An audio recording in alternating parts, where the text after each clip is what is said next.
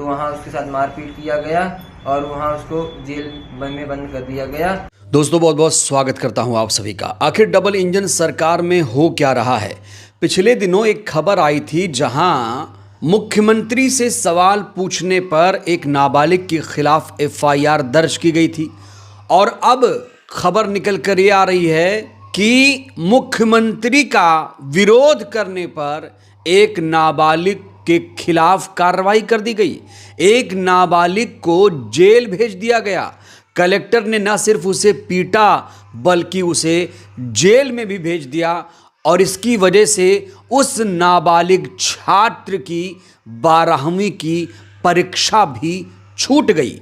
तो आखिर ये पूरा मामला है क्या, पीड़ित पक्ष इस पूरे मामले को लेकर क्या कुछ कह रहा है और कैसे मध्य प्रदेश की मोहन यादव सरकार इस समय घिर गई है, दोस्तों इस पूरी खबर पर आज हम विस्तार से बातचीत करेंगे। लेकिन सबसे पहले मैं आपको एक ऐसी तस्वीर दिखाने जा रहा हूं जिसको लेकर बहुत ज्यादा चर्चा है।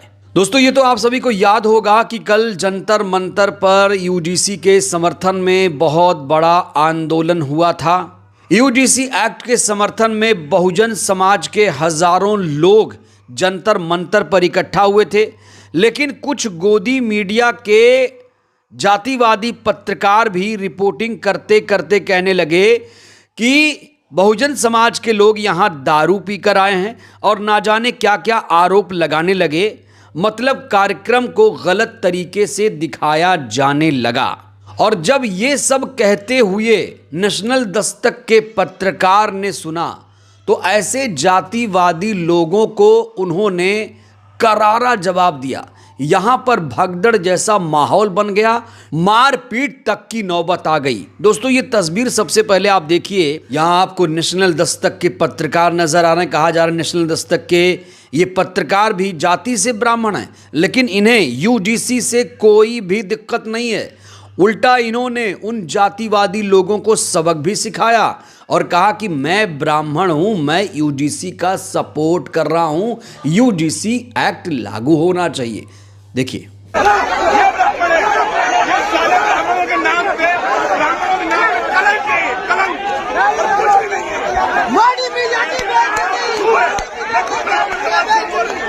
पूरे समाज का समर्थन करता हूँ। पूरे समाज को जो भी जरूरत है उसे रेगुलेशन मिलना चाहिए, यूजीसी रेगुलेशन होना चाहिए। ऐसे ब्राह्मणों को जूते मार के निकालना चाहिए। दोस्तों ऐसी डेयरिंग हर पत्रकार में नहीं होती। ब्राह्मण होने के बावजूद अगर नेशनल दस्तक के ये पत्रकार यूजीसी का समर्थन कर रहे हैं तो ये बहुत बड़ी बात है। और इन्होंने उन जातिवादी लोगों को भी सबक सिखाया। कहा कि मैं तो ब्राह्मण हूं, जो लोग जाति व्यवस्था को बनाए रखना चाहते हैं वो ब्राह्मणों के नाम पर कलंक हैं। जो समाज में समानता के खिलाफ हैं वो ब्राह्मणों के नाम पर कलंक हैं। इन्होंने आगे कहा कि ये लोग वो कलंक हैं जो ब्राह्मण समाज शायद कभी अपने माथे से नहीं धो पाएगा। सिर्फ यही नहीं दोस्तों, कल भी मैंने आपको एक तस्वीर दिखाई थी जहां पर कुछ जातिवादी लोग यूजीसी आंदोलन को खराब करने के इरादे से चंद्रशेखर की रैली में घुस आए थे। और यहां पर भी नेशनल दस्तक की पत्रकार आपको नजर आ रही हैं। नेशनल दस्तक की पत्रकार ने उन जातिवादी लोगों को, नवोदित पत्रकारों को भी सबक सिखाया था और यहां पर हाथापाई की भी नौबत आ गई। हालांकि नेशनल दस्तक के पत्रकार ने इस हालात को अच्छे तरीके से हैंडल किया, नहीं तो मारपीट तक की भी नौबत आ जाती। दोस्तों यूजीसी के मुद्दे पर मोदी सरकार बुरी तरीके से फंसी हुई है, क्योंकि यूजीसी के मुद्दे पर सामान्य वर्ग से लेकर SC ST OBC वर्ग, जो पिछड़ा वर्ग है, वो आंदोलन कर रहा है। SC ST OBC का तर्क है कि यूजीसी एक्ट लागू होना चाहिए। वहीं जो जनरल कैटेगरी के लोग हैं, कुछ जातिवादी मानसिकता के लोग हैं, वो ये कह रहे हैं कि ये एक्ट खत्म हो जाना चाहिए। इस समय मध्य प्रदेश की मोहन यादव सरकार भी बुरी तरीके से फंसी हुई है, ना सिर्फ यूजीसी के मामले पर बल्कि वो कई मुद्दों पर इस समय घिरी हुई है। लेकिन दोस्तों ये जो खबर आई है ये बेहद चौंका देने वाली है। इस हेडलाइन को आप देखिए, सीएम के विरोध पर नाबालिग को जेल, 12वीं की परीक्षा भी छूट गई। ये पूरा मामला 8 फरवरी का बताया जा रहा है। मध्य प्रदेश के शहडोल में सीएम का दौरा था, सीएम का काफिला गुजर रहा था, तभी नाबालिग ने मुख्यमंत्री के काफिले को काला झंडा दिखाया। उसके बाद आरोप है कि कलेक्टर ने उस नाबालिग को पीटा और उसके बाद उसे जेल में डाल दिया गया। तो सवाल ये है कि ये प्रशासनिक लापरवाही नहीं तो फिर और क्या है? परीक्षा थी तो क्या इस छात्र को किसी पार्टी के प्रदर्शन आंदोलन में शामिल होना चाहिए था? मेरा जवाब तो ना है। जिसकी परीक्षा है वो किसी भी आंदोलन प्रदर्शन में शामिल ना हो, पढ़ाई करे। अब देखिए ना, इस छात्र की भी परीक्षा छूट गई। तो जो लोग पढ़ाई कर रहे हैं, परीक्षा दे रहे हैं, वो किसी भी पार्टी के बहकावे में ना आए। ऐसे आंदोलन प्रदर्शन में बिल्कुल ना शामिल हो जहां पर परीक्षा ही दांव पर लग जाए। इस पूरे मामले पर पीड़ित छात्र के भाई ने क्या कुछ कहा है, ये भी आप लोग सुनिए। युवा कांग्रेस का कार्यकर्ता है, वो कल डॉक्टर मोहन यादव आए थे तो वहाँ रैली में गया था कार्यकर्ता के साथ, तो वहाँ उसके साथ मारपीट किया गया और वहाँ उसको जेल में बंद कर दिया गया। तो मैं यही कहना चाहता हूँ कि छोड़ दीजिए, और अभी वो नाबालिग है। मामले में विवाद ज्यादा बढ़ने पर लोगों ने इसको लेकर आवाज बुलंद की और कहा जा रहा है कि उस छात्र को अब छोड़ दिया गया है, लेकिन उसकी परीक्षा जो छूटी है उसकी भरपाई कौन करेगा, उसके लिए जिम्मेदार कौन है?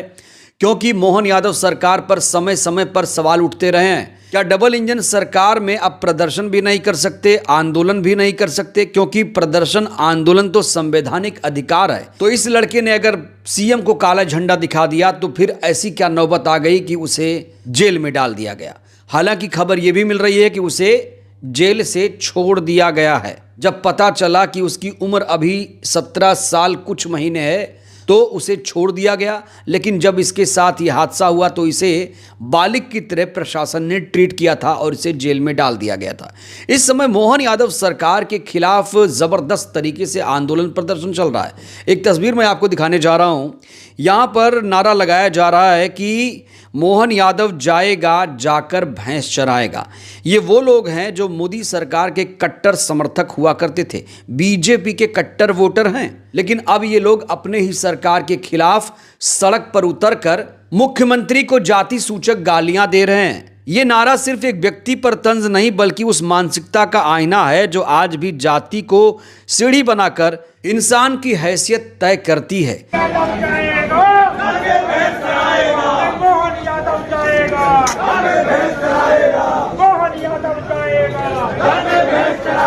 यही नहीं दोस्तों, एक और वीडियो इस समय वायरल हो रहा है जहां पर यादव ब्राह्मण विवाद पर मुख्यमंत्री ने जब कुछ बात कही तो उन्हें जो बीजेपी के कट्टर वोटर हैं, प्रधानमंत्री नरेंद्र मोदी के कट्टर समर्थक हैं, वो किस तरीके से सोशल मीडिया पर ट्रोल कर रहे हैं। एक वानगी आप देखिए। अगर दुश्मनी भी हो जाए और वो बड़े हैं तो पंडित जी पाए लागू और धम्म से भारत माता की जय। खून नहीं बदलता, खून अपना रंग दिखाई देता है और भाजपा को अंदर ही अंदर खोखला कर रहे हैं ऐसे लोग जिनके अंदर वही खून है जो मुलायम के अंदर था, जो लालू प्रसाद के अंदर था। जैसी सवर्ण विरोधी मानसिकता उनकी थी, वही सवर्ण विरोधी मानसिकता मोहन यादव की भी है और उसी मानसिकता को पोषित कर रही है भाजपा।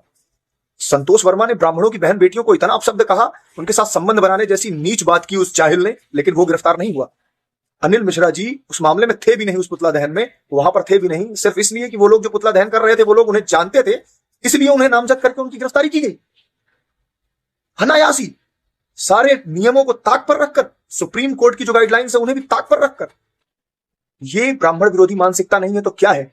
मध्य प्रदेश के समस्त ब्राह्मण समाज को यह समझना होगा कि मध्य प्रदेश सरकार ब्राह्मण विरोधी है और पूरे देश की भाजपा सरकार सवर्ण विरोधी है। आज जो कोर वोट बैंक है भाजपा का, सवर्ण समाज, जिसे वो समझती है ना कि असहाय है, ये तो कहीं नहीं जाएंगे, इनके पास कोई और पार्टी है ही नहीं वोट देने के लिए, उसको उन्होंने एकदम दरकिनार कर दिया है। तो डबल इंजन सरकार से ना तो बहुजन समाज के लोग खुश हैं और ना ही मोदी समर्थक खुश हैं। तो इसीलिए कहा जा रहा है कि बीजेपी की मुश्किलें बहुत बढ़ गई हैं। आने वाले समय में इनकी किसी राज्य में सरकार बने ये बहुत मुश्किल है कहना। बहरहाल जहां यूजीसी के समर्थन में लोग आंदोलन कर रहे हैं तो कुछ लोग ऐसे भी हैं जो यूजीसी के विरोध में भी आंदोलन प्रदर्शन कर रहे हैं। लेकिन बड़ा सवाल यह है कि क्या अब डबल इंजन सरकार में प्रदर्शन करना, विरोध दर्ज कराना अपराध हो गया है? और इस छात्र के खिलाफ जो कार्रवाई हुई है उसके लिए जिम्मेदार कौन है, प्रशासन या फिर सरकार है? इस छात्र की जो परीक्षा छूटी है उसके लिए जिम्मेदार कौन है, सरकार या ये छात्र खुद? आप लोग इस संबंध में क्या सोचते हैं? राय दीजिएगा। बहुत बहुत धन्यवाद।